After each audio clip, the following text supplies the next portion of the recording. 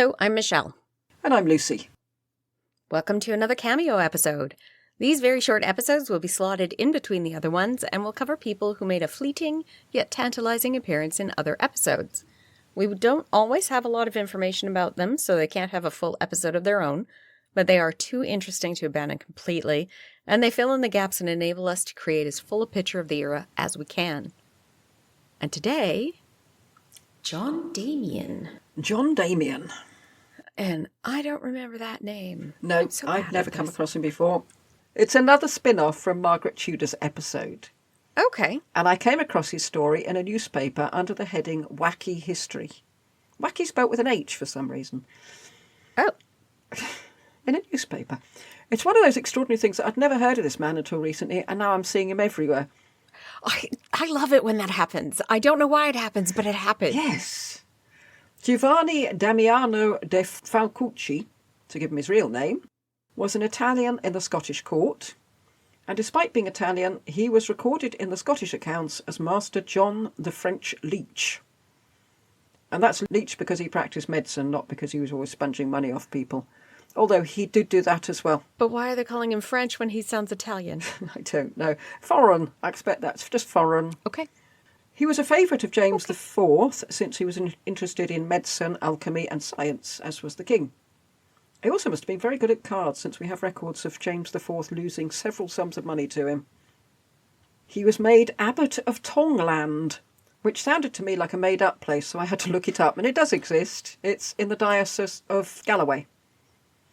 And its Wikipedia page says its most famous abbot was one John Damian. Okay. When he resigned as abbot, James IV petitioned Pope Julius for a pension of 200 ducats for him. And we know that between 1501 and 1508 he was very much into alchemy. And we know this from his shopping list. Aquavitae, quicksilver, sal ammoniac, alum, litharge, is that how you pronounce it? Orpiment, saltpeter, silver, sugar, sulphur, tin, verdigris, vinegar and white lead. All things vital for the production of quintessence, or the elixir of life. Oh, jeez. And the king was financing this and gave Damian a great deal of money so he could buy all that stuff. So let's hope it worked and the money was well spent. And he was aided by an apothecary and a silversmith in the making of furnaces and silver fittings for the distillation equipment. The 19th century poet John Leslie said of Damian, quote, this is in Scottish.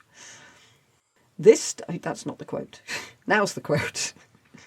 This time there was ein Italian with the king, qua was made abbot of Tongland, and wes of curious ingine. He caused the king believe that he, by multiplying and otheris his inventions, would make fine gold of other metal. Quilk science he call it the quintessence, whereupon the king made great cost, but all in vain, unquote. I like whereupon. Whereupon. And it was his failure in alchemy that made him so unpopular, as we'll see.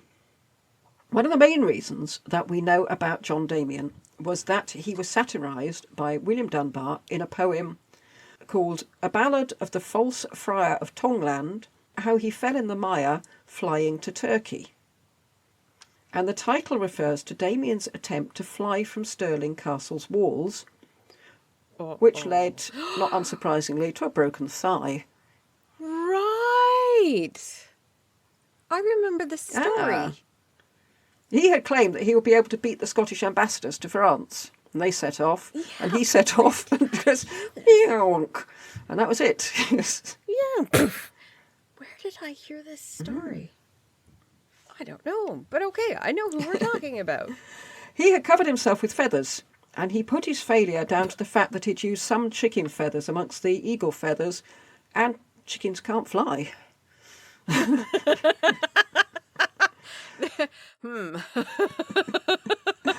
Or, as John Leslie put it, transcribed from the Scots this time, quote, he ascribed the blame to the fact that there were some hen feathers in the wings which yearned for and covet the midden and not the sky, unquote. Dunbar's poem is very similar to the popular literary genre of flighting, that we heard about in Bernard Andre's episode. And it's the 15th century equivalent to a rap battle. And I assume that the only reason Damian didn't sue Dunbar for every penny he had was that Dunbar was very careful not to name him, because he knew that everybody would know who he was talking about. There's only one person who jumped off Stirling Castle. Also, it's in the form of a dream vision, so I guess Dunbar would have the get-out clause of, it was only a dream. Oh. It takes a modicum of truth, at least we assume part of it must be true, and it pumps it up for comic effect. And it's not just Damian's attempt to fly that Dunbar mocks, but everything about him. Oh, really doesn't like him. No.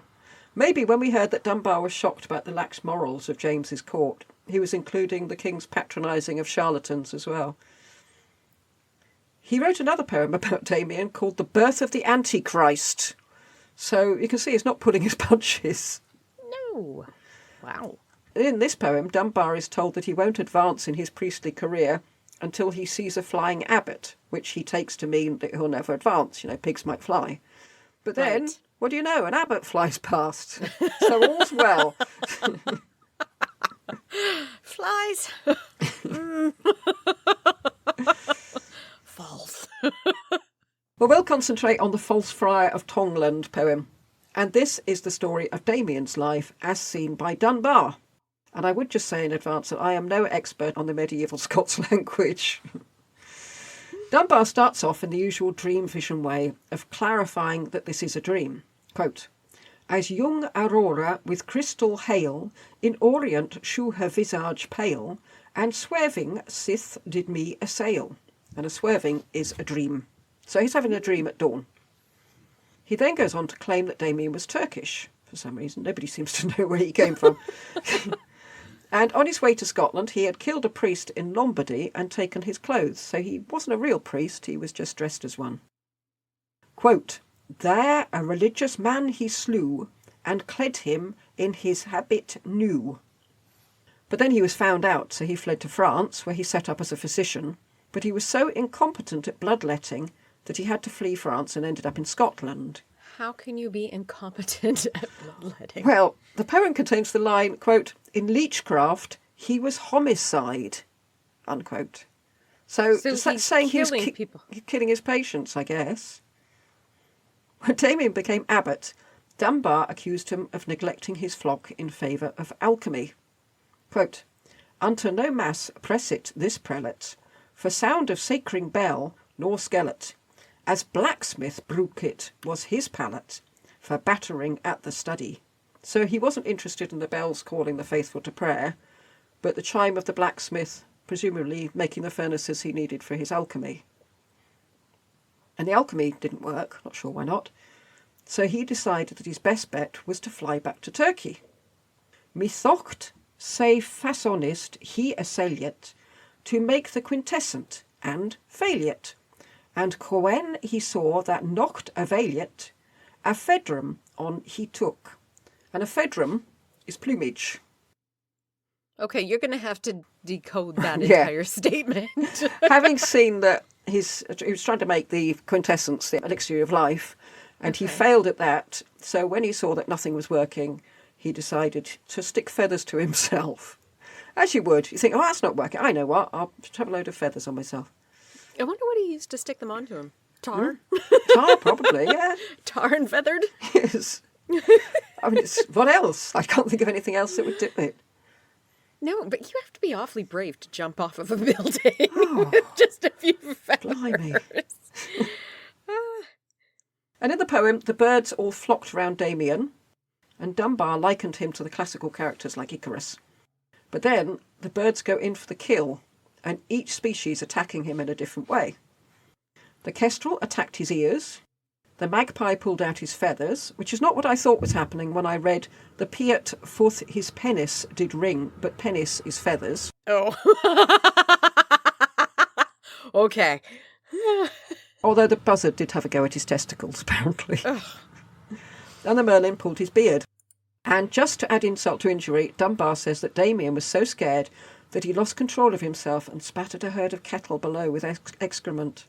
He's really piling on the humiliation for this bloke. Yeah. He really dislikes him. With all his feathers pulled out, Damian plummets to the ground and lands in a dung heap, quote, sliding up to the eyes in muck, unquote. And he spends 3 days in the dung heap hiding from the birds. And at this point, Dunbar wakes up. Those are some very patient birds. Yes. At this point, Dunbar wakes up, woken by the dawn chorus, which is presumably fed into his dream about the birds. So that is the story of John Damian as told by William Dunbar. I like to think that every bit is true, really. But what Damian is most famous for is for the failed flight. Yet we only know this through Dunbar and John Leslie, and I think John Leslie read it in Dunbar. Dunbar. So he may not have done it at all. No, Dunbar was writing a fantasy. Oh. And it's possible it never happened and it was a figment of Dunbar's imagination. Can you imagine being remembered for something that you absolutely did not do? And not only didn't you do it, but it's a man satirising you. Yeah. That's And that's your legacy. His PA is probably thinking, I didn't. I wouldn't do that. That sounds stupid. And it's possible Dunbar has all the birds attacking Damian because he's an imposter in the bird's world. And it might be an allegory of Damian being an imposter and a charlatan in James's court. Wow. It's more funny if it did happen. I don't know. I'm not sure. I think it works both ways. I didn't find anyone who questioned it. Everything I read said John Damian, he's the one who jumped off Stirling Castle. But I'm a cynic, so I like to question everything. Now, some people even kept the bit about him falling in a dung heap, which is definitely a Dunbar addition. Yeah, I mean, it is quite sad when that's your one claim to fame. And yeah. It quite possibly never happened. It would make an amazing horrible histories skit, though. Yeah. I love horrible histories. And nothing is known of Damian's last years or death.